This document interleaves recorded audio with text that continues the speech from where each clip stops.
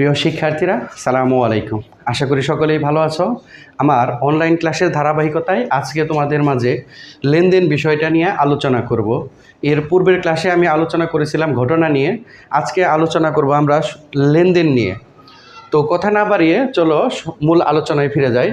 সেটা হচ্ছে লেনদেন কি, আর আজকের আলোচনার বিষয় হচ্ছে লেনদেন কি আর সব আদান প্রদানকে কি লেনদেন বলা যাবে। এই দুইটা প্রশ্ন সংক্ষেপে আলোচনা করব।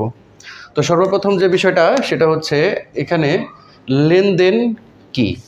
আচ্ছা, লেনদেন একটি বাংলা শব্দ, এর ইংরেজি প্রতিশব্দ হচ্ছে ট্রানজ্যাকশন, আর যার লেনদেনের আবিধানিক অর্থ হচ্ছে আদান প্রদান, মানে হচ্ছে দেওয়া নেওয়া বা কোনো কিছু গ্রহণ করা বা প্রদান করা। তো এই যে লেনদেনের আবিধানিক অর্থ আদান প্রদান বা দেওয়া নেওয়া, এটা থেকে লেনদেনের যে সংজ্ঞাটা আসে, সংজ্ঞাটা হচ্ছে কোনো কিছুর আদান প্রদানকে লেনদেন বলা হয়। তো আমাদের হিসাব বিজ্ঞানের ভাষায় বা ব্যবসায়ের ভাষায় শুধুমাত্র আদান প্রদান, কোনো কিছুর আদান প্রদান হলেই তাকে লেনদেন বলা যাবে না। হিসাব বিজ্ঞানের ভাষায় লেনদেন হতে হলে এমন কিছুর আদান প্রদান হতে হবে যেটাকে একটা মূল্য নির্ধারণ করা যাবে, যার একটা নির্দিষ্ট মূল্য আছে, এবং একজন আরেকজনের মধ্যে যে আদান প্রদান হবে সেটার মধ্যে অবশ্যই স্বার্থ থাকতে হবে। বিনামূল্যে বা কোনো স্বার্থ যদি না থাকে সেটাকে লেনদেন বলা যাবে না। তো আমরা একটা উদাহরণের মাধ্যমে যদি এই বিষয়টা তোমাদের মাঝে ক্লিয়ার করি, তাহলে ব্যাপারটা এমন দাঁড়ায় যে তুমি বাজার থেকে দুইটা আইসক্রিম কিনলে, একটা আইসক্রিমের দাম 50 টাকা, তাহলে দুইটা আইসক্রিমের দাম কত? দুইটা আইসক্রিমের দাম 100 টাকা।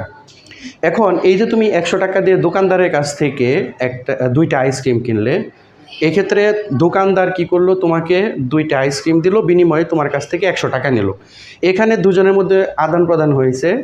এই যে আদান প্রদান হয়েছে, বিনিময়ে তুমি হচ্ছে আইসক্রিম নিলে, বিনিময়ে তাকে 100 টাকা দিলে। এখন দুইটার মূল্য নির্ধারণ করা সম্ভব হয়েছে 100 টাকা, এবং দুজনের মধ্যে একটা অর্থের স্বার্থের আদান প্রদান হয়েছে।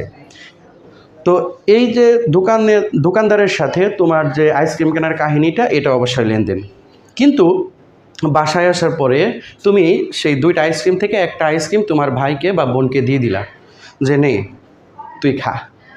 এখন তুমি যে তোমার ভাইকে বা বোনকে একটা আইসক্রিম দিলে, মানে এখানে খেয়াল করে দেখো, তোমাদের মধ্যেও একটা আইসক্রিমের আদান প্রদান হলো।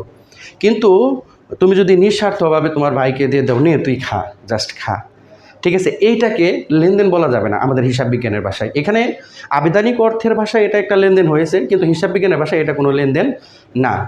কেননা তুমি তোমার ভাইকে আইসক্রিম দিলে, বিনিময় হিসেবে তার কাছ থেকে কিছু নিলে না। হ্যাঁ, আবার এই আইসক্রিম দেওয়াটাই হিসাব বিজ্ঞানের ভাষায় লেনদেন হবে কখন?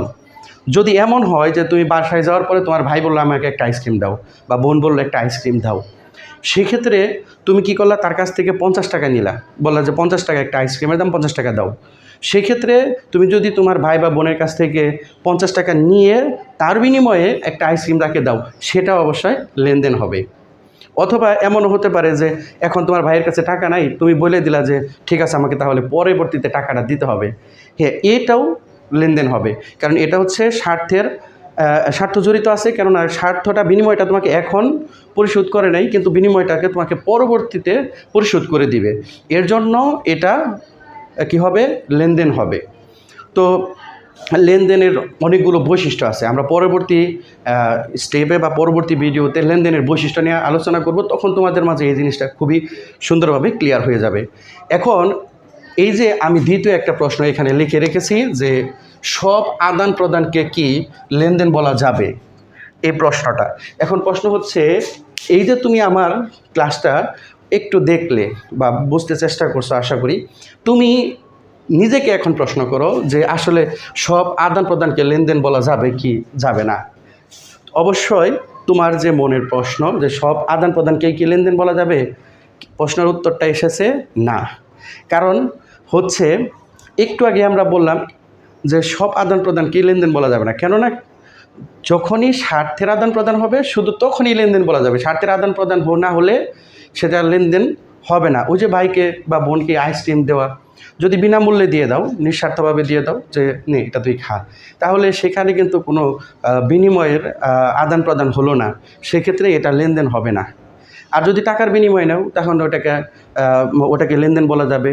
তো সেই ধারণা থেকে আমরা বলতে পারি যে সব আদান প্রদানকে আমরা লেনদেন বলতে পারবো না। তো আজকে আর বেশি কথা বলবো না, এইটুকুই বিষয়, শুধু লেনদেনটুকুকে বুঝাইলাম। এখন লেনদেনের যে বৈশিষ্ট্য এটা পরবর্তী ভিডিওতে পাবে। তো পরবর্তী ভিডিও দেখার আমন্ত্রণ জানিয়ে আজকের মতো শেষ করছি। আল্লাহ হাফেজ।